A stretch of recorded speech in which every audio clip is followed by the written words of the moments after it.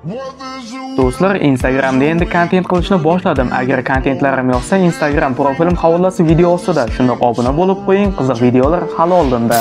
Hammaga salom do'stlar. Bilamizki, Thanos Marvel kino olamidagi 6 ta cheksizlik toshlarini yig'a olgan yagona mavjudot. Thanos toshlarini yig'ib birgina barmoq chertish orqali butun dunyodagi yarim aholini yo'q qilgan edi. Chunki u aholining ko'payishini xavf deb biladi. Xo'p, Thanos niyatiga yetdi. Qasaskorlar ham, ammo Thanosdan oldin ham 6 ta cheksizlik toshlarini yig'a olgan mavjudot bor desam ishonasizmi? Gap shundaki, 9 olam hukmdori Odin ham cheksizlik toshlarini yig'a olgan bo'lishi mumkin. Filmlarda bunga belgi va ishoralar qoldirilgan. Bu videoda Odin cheksizlik toshlarini to'liq yig'a olganmi, yo'qmi? Cheksizlik toshlariga uning qanday aloqasi bor? Buni bugun bilib olamiz. Bilamizki, Odin cheksizlik toshlari haqida ko'pgina ma'lumotlarga ega. Kapitan Amerika birinchi qasaskor filmida Tesseraktni qizilchanoq topadi.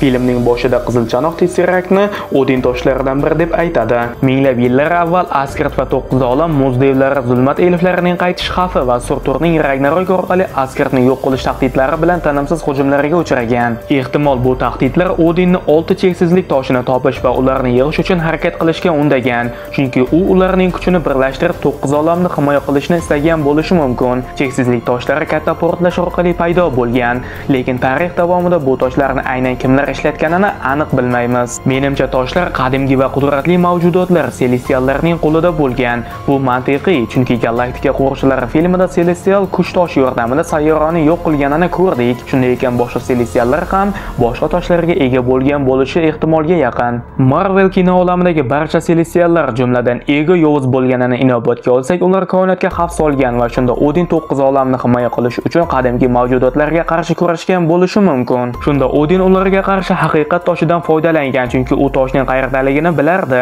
Haqiqat toshi nihoyatda kuchli bo'lib, hatto Celestiallarga o'xshash mavjudotlarga qarshi qudratli qurol bo'la oladi. Shu bois Odin Celestiallarni birma-bir mag'lub eta boshlagan bo'lishi mumkin. Avvaliga u faqat haqiqat toshi va Asgard qurollaridan foydalangan, ammo mag'lub etilgan Celestiallardan boshqa cheksizlik toshlarni ham qo'lga kiritgan sari u yanada kuchli bo'lib, qolganlariga qarshi samarali jang qila boshlagan. Oxir-oqibatda Odin g'alaba qozongan. U 6 ta toshga ega bo'lgach, hatto Celestiallar ham unga to'sqinlik qila olmagan bo'lishi mumkin. Do'stlar, bu shunchaki taxmin xolos, jiddiy qabul qilmang. Men jinni emasman, lekin cheksizlik toshlarining qudrati oxir-oqibatda Odinning miyasini aynatgan. Mashhur gapda aytilganidek, cheksiz kuch mutlaq o'zgarishga sabab bo'ladi.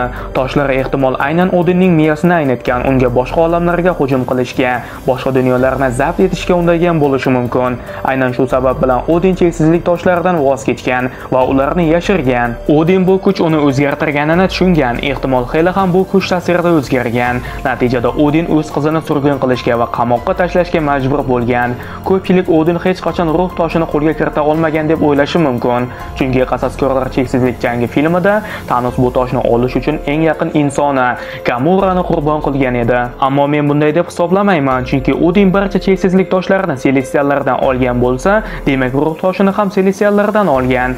Agar Odin barcha 6 ta toshga ega bo'lgan bo'lsa, demak u toshlarni hali to'plagan paytda ruh toshi hali Vormirda bo'lmagan. Shunday ekan, Odin bu toshni qo'lga kiritish uchun eng yaqin insonidan voz kechishiga to'g'ri kelmagan. Shunda Odin toshlardan voz kechishga qaror qilganidan so'ng, ruh toshini aynan u Vormirga yashirgan. Shu bilan birga u toshni qo'lga kiritishning yagona yo'li sifatida eng katta qurbonlik talab qiladigan maxsus mexanizm yaratgan. Bu faqat taxmin emas. Thanos qizini qurbon qilishi sahnasi nihoyatda qayg'uli edi, ammo bu sahnada taxminni tasdiqlashi mumkin bo'lgan muhim belgi mavjud. Gamora qurbon qilinganidan so'ng osmonga moviy nurlar ko'tariladi va Vormir osmonida qandaydir portal ochilganga o'xshaydi. Bu portal Thanosning ortida yorug'lik chiqaradi va bu yorug'lik Asgarddagi Bifrost ko'piriga yaratadigan yorug'likka juda o'xshash.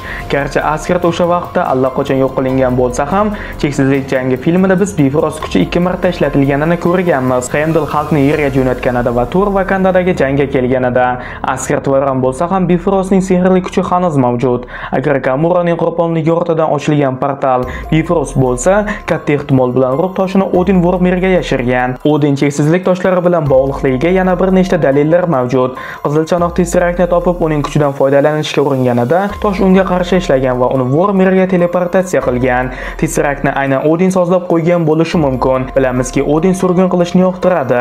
U buni to'g'ri va hilaga nisbatan ham qilgan. Agar Odin haqiqatan ham 6 ta cheksizlik toshini to'plagan bo'lsa, u ushbu toshlarning kuchidan Asgard va 9 olamni himoya qilish uchun foydalangan bo'lishi mumkin. Masalan, haqiqat toshini olaylik. Ehtimol Odin haqiqat toshidan cheksizlik toshlarini saqlovchi qurollar yaratish uchun foydalangan. Bular Tesseract, Spectre, Orb va Agamotto ko'zi.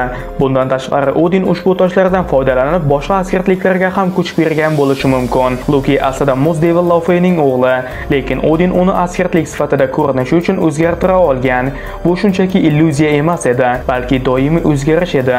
Haqiqat toshi esa haqiqatni o'zgartirish kuchiga ega. Balki Loki ham xuddi Wanda kabi cheksizlik toshidan kuch olgan bo'lishi mumkin. Shu sababli u doimo illyuziya yaratishi mumkin. Shuningdek, Heimdallning butun olamdagi jonzotlarni kuzatish qobiliyati aynan cheksizlik toshidan o'tgan bo'lishi mumkin. Chunki uning men 9 ta olam va 10 trillionta jonzotni ko'rishi mumkin degan so'zlar ham buni tasdiqlaydi. Shunday ekan, Odin jon toshining bir qismini Heimdallga o'tkazgan bo'lishi mumkin. Odin aql toshining kuchidan ham qurol sifatida foydalangan bo'lishi ehtimolga yaqin. Agar Odinning hassasidan chiqadigan energiya portlashiga e'tibor bersak, u Visionning peshonasida joylashgan aql toshidan chiqqan energiyaga o'xshaydi. Keyinchalik Odin cheksizlik toshlarini butun koinot bo'ylab sochib tashlagan. Odin vaqt toshini bevosita Agamottoga bergan. Tosh esa Agamotto ko'z ichida saqlangan. Shu sababli Odin boshqa cheksizlik toshlarini ham kuchli va ishonchli shaxslarga topshirgan. Lekin Odin Thanosdan oldin faqat toshlarni yig'ibgina qolmagan. Bu yog'i juda qiziq. Thor filmiga qaytadigan bo'lsak, Odin xazinasida bir lahzalik sahnada hamma 6 ta cheksizlik toshi joylashtirilgan cheksizlik qo'lqopini ko'rishimiz mumkin. Marvel bu masalani Thor 3 filmida hazil bilan yopmoqchi bo'ldi, ya'ni Hela cheksizlik qo'lqopini soxta deb atadi. Thanos kabi Odin ham cheksizlik toshlari kuchidan foydalanish uchun